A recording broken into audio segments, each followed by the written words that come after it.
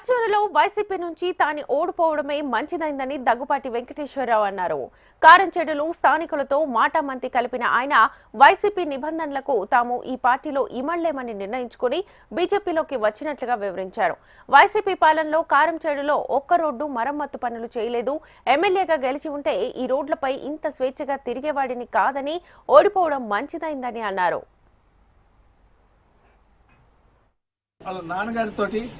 మాకు అందరికీ సంబంధాలు ఉన్నటువంటి పార్టీ కాబట్టి దానిలో కంఫర్ట్నెస్ ఉంటుంది. దేనికోసం, ప్రజల కోసం మనకి అవకాశం ఇస్తున్నాడు అనేటటువంటిది నాకు గ్రహించి నేను ఆవిడ్ని బలవంతం చేశాను. ఆ రోజున ఆగిపోతాను, ఇక ఎందుకు, మనం మంత్రి కూడా చేశాము, ఇంతవరకు చాలు కదా, మనం మళ్ళీ ఇంకో పార్టీలోకి వెళ్ళి మనం ఏదో మళ్ళీ మారామని చెప్పు అదేదో అనుకుంటారు. అప్పుడు పార్టీ ఇంకా అధికారంలోకి రాలా బీజేపీ.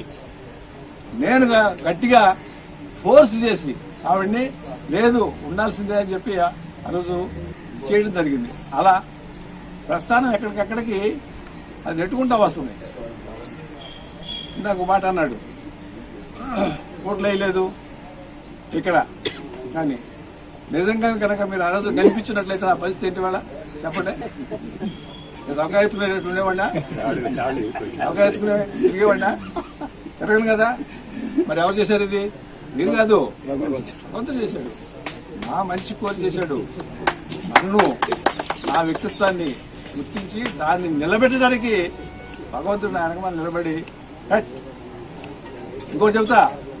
ఆ తర్వాత జగన్ పిలిపించి అబ్బాయి ఎమ్మెల్సీ చేసి మంత్రి చేస్తాను అని చెప్పాడు 2 నెలలకి ఓడిపోయిన తర్వాత.